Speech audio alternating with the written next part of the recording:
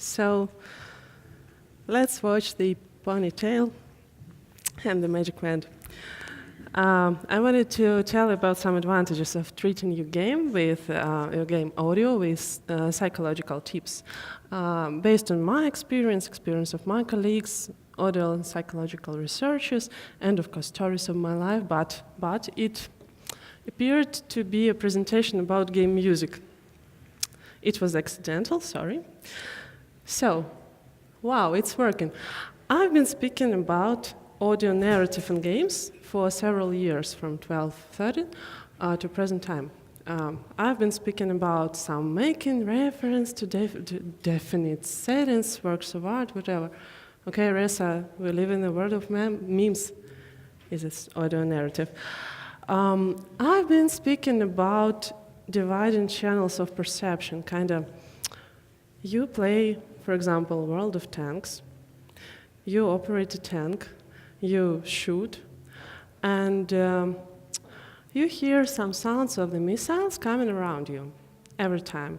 And when you hear, for example, some missile coming from the rear part and from the right, you go to the left, and you know that it will fall there in kind of, I don't know, half of a second. So you can do anything with this. I've been talking about imitation of feelings using audio. When you, for example, play mobile games, you use the interfaces.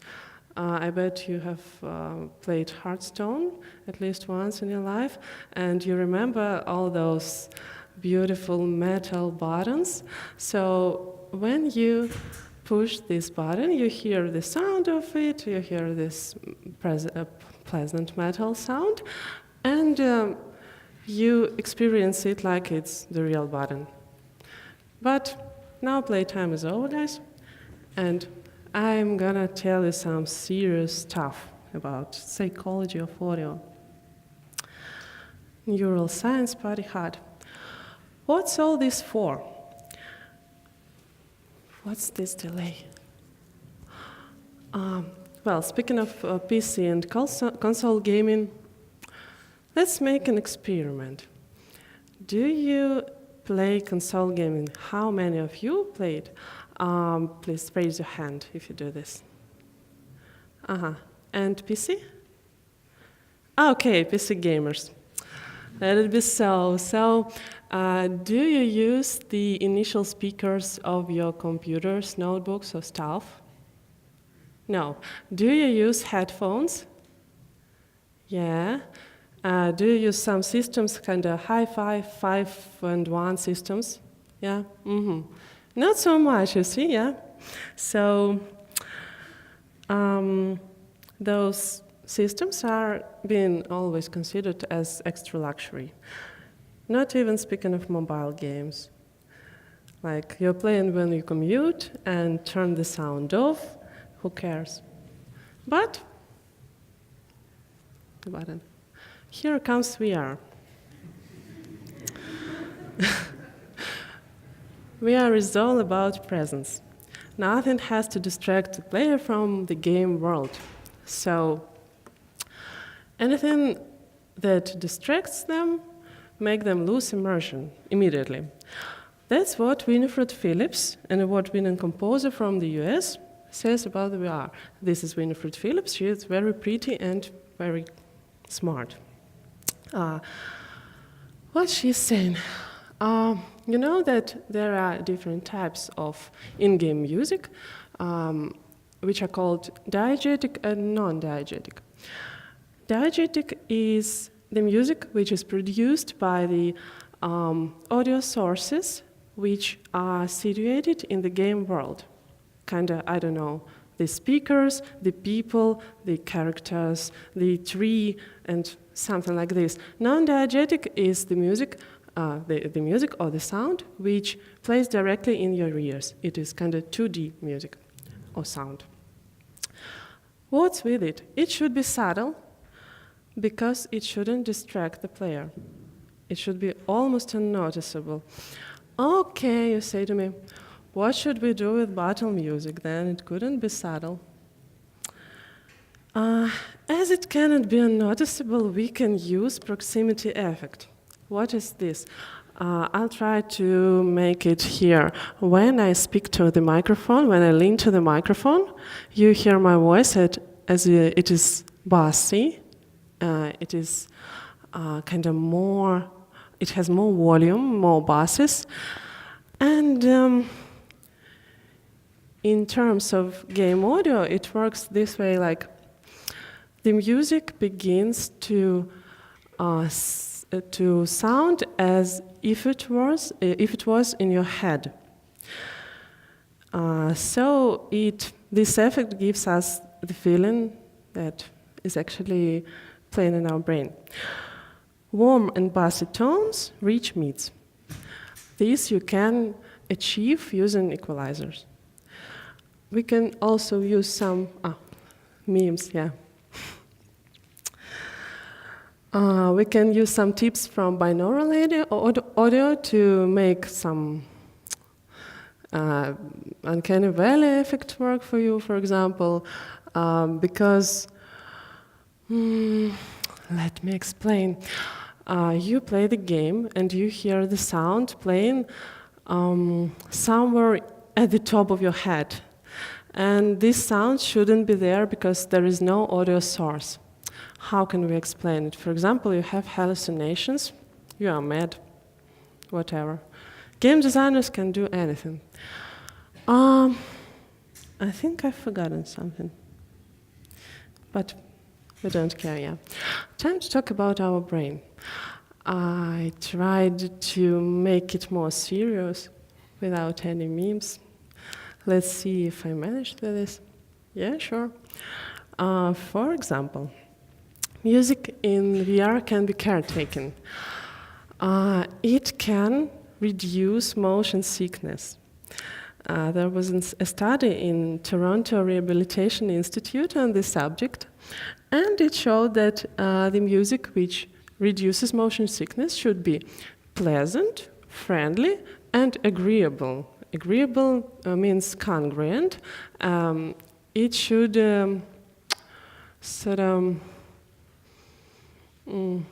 be agreeable with what is shown on the screen, with what you see. The last one is the most crucial. Music helps us concentrate, but it should be agreeable as well. This music should be funky, but not so funky. It should be likely to make you dance, but not too much. It should be middle ground between predictable and chaotic. So it shouldn't be the pop music, and it shouldn't be, I don't know, the mathcore, something like this. The middle ground. Then, people which hear this music can concentrate on your game and reach the flow state. I bet everyone here knows about the flow state, yeah? That's great for the players. How it works? We have two attention systems, conscious and unconscious. The conscious one is the system which enables us to direct our attention, our focus toward the things we know, we want to concentrate on, and the unconscious one is kind of tricky. It is linked to our emotional processing rather than high reasoning, and it is way faster. It's kind of dangerous. So it works this way, like if you are at home alone, you hear some scary sound, and the signal comes to your ears, then it comes to your brain, and then you realize something's going wrong, but your organism has realized it before. You can't help it. How does audio operate our subconscious system? There are two things, like mirror neurons. You have probably heard about it as your game designers. By the way, are there any sound designers here in the hall? Wow, way too much for today. Great. And game designers? Oh, and the other people are producers, yeah? Biz devs? Okay. Well, interesting. So, a mirror neuron is a neuron that fires both when the animal acts, we are in animals, you know, and when the animal observes the same action performed by another animal. So, kind of, we can mirror the behavior of the others, or we can think of it and perceive it, perceive their behavior, and our brain responds to it. But it works through the persona model. It is a hypothesis made by the musical philosopher Gerald Levinson. Like when you listen to sad music, you become sad. But how do the mirror neurons work? There is no person there. There is just music, and you listen to it, you become sad as well. Why? This hypothesis tells us that this is because every sound we experience, we perceive, is kind of linked to an imaginary person, and we respond to the responses of this person. This kind of sounds difficult, but this is a theory, and maybe it works that way, maybe no, we don't know. Anyway, the musical researchers use this model as the working hypothesis. And what do you think is the best music for concentration then? That's video game soundtracks. That's funny or maybe predictable that video game soundtracks have shown themselves as the best source for concentration. Some people argue that one of the best genres is video game soundtrack. Why? This makes sense because when you consider the purpose of game soundtracks, you can just understand it clearly. To help create an immersive environment, to facilitate but not distract people. That's all about concentration and focus, you know. Music can engage attention. There has been research made by James Calaris, which I'm truly in love with, because he has made a lot of researches based on the music psychology in terms of marketing and advertisement, and it helps a lot to make great sounds in games. So music can engage attention, but it should be agreeable, congruent, because it's better for conveying the message. And the thing is that voice is the best source to gain attention. There has been a research on this topic, like people were listening to to different musical pieces, and they should have told the researchers what those musical pieces should be linked to, what products should they be linked to, and this research showed such a result that if any human voice appeared with the words or just vocalizations, people put a lot of attention, kind of the greatest amount of their attention to those pieces with the voice. That's why me particularly in Tiny Build, I particularly tiny build. I'm working on the vocalizations of the characters in our 2 upcoming games, like Secret Neighbor, if you've heard about this, and Totally Reliable Delivery Service, just to make it more vivid and to engage people's immersion in the games. Okay. So I've talked a lot about agreeable or congruent audio. It is kind of very, very useful for the audio designers, for the music composers. It helps us concentrate, it helps us remember the details. There has been a research on this topic as well, and it gains attention. So what could be wrong? What's wrong with agreeable music? The problem is that game or film audio is always being ruled by the picture. If you have ever known of Kuleshov effect, have you ever heard about this? I'll tell you. That's an effect which was first discovered by the Russian film director Kuleshov. He shot a piece of the film with a definite character, and then he tried to put other scenes after the scene with the character.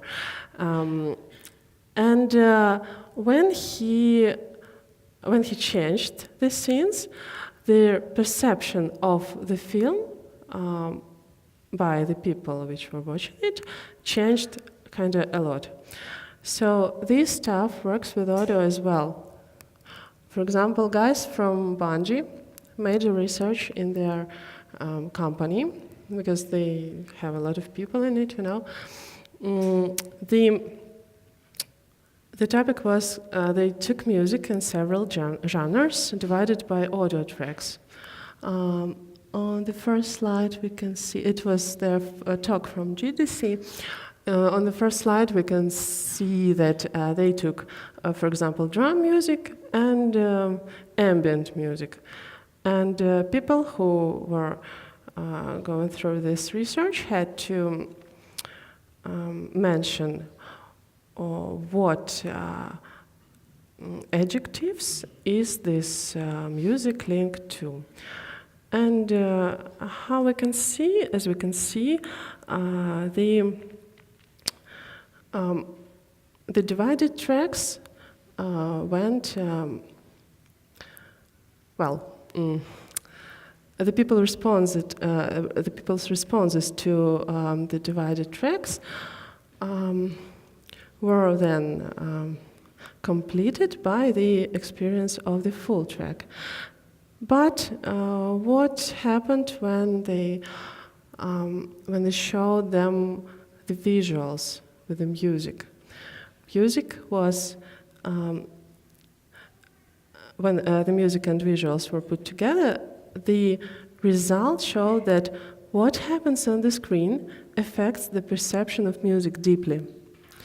So the responses were based almost a half on the visuals and 38% on the music. Music can always also change our time perception. It was the research made by James Calaris as well. And he made several researches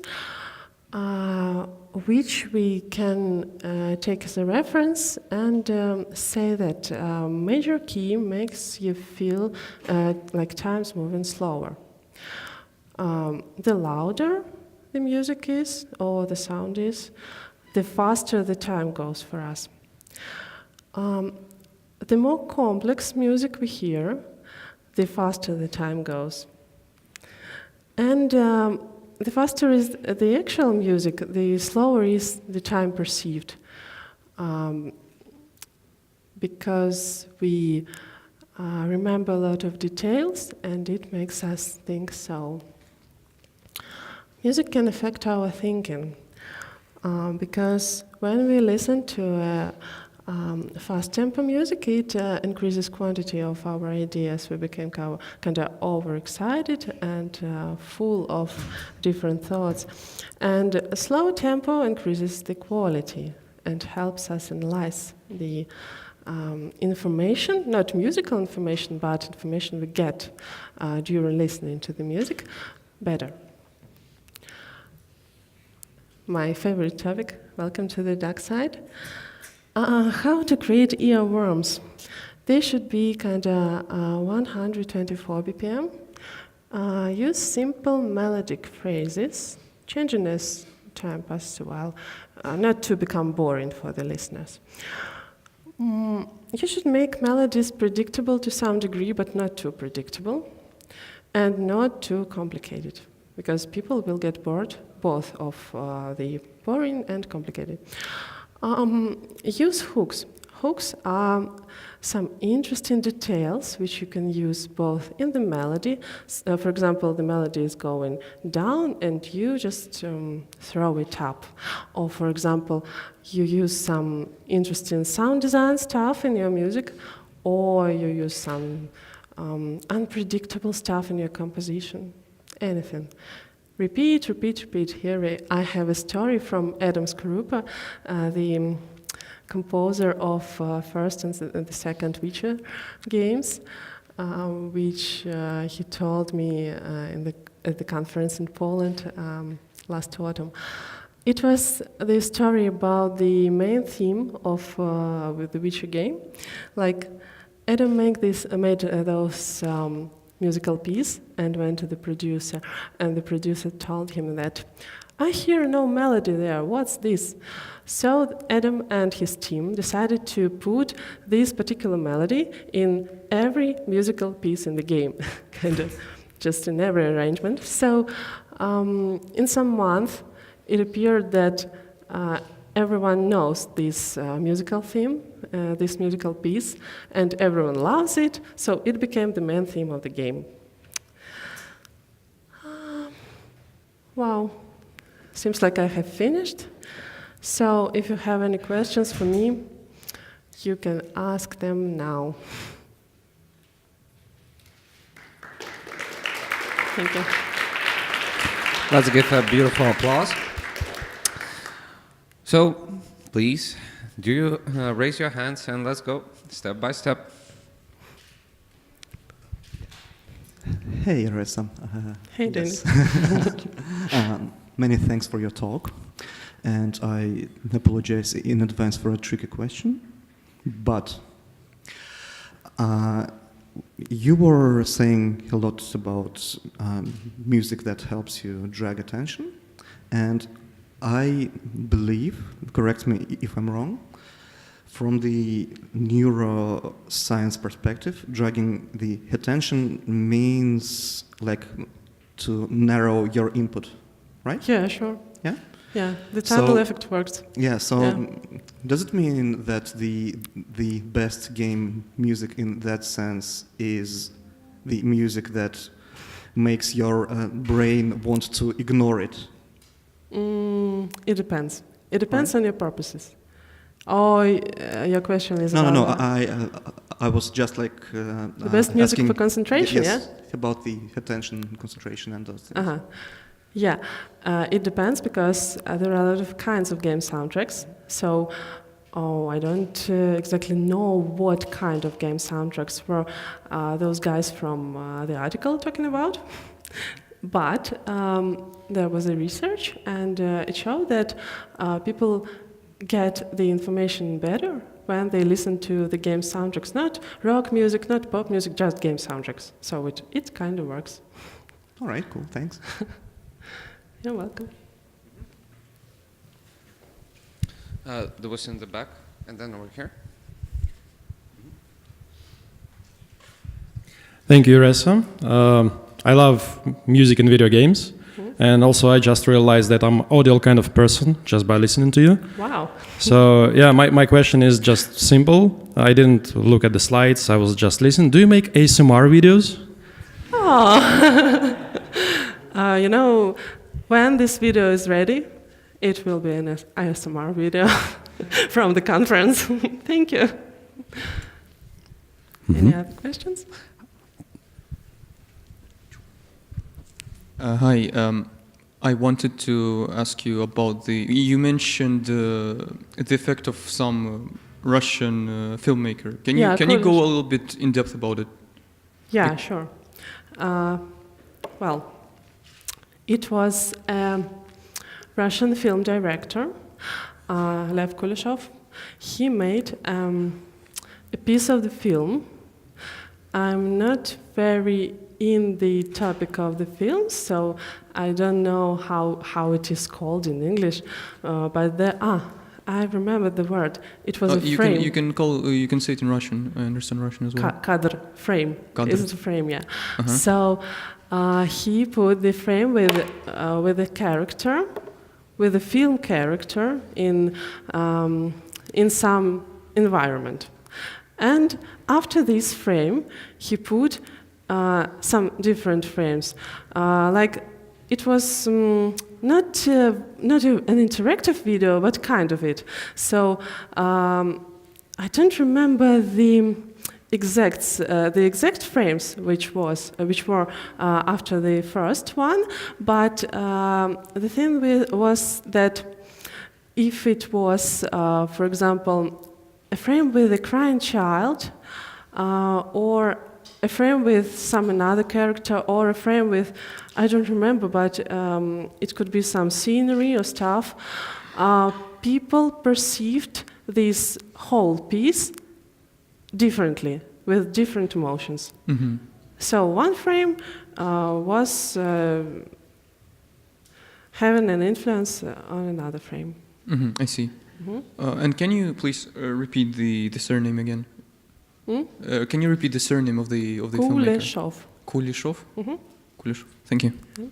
You're welcome. There's time for one more question.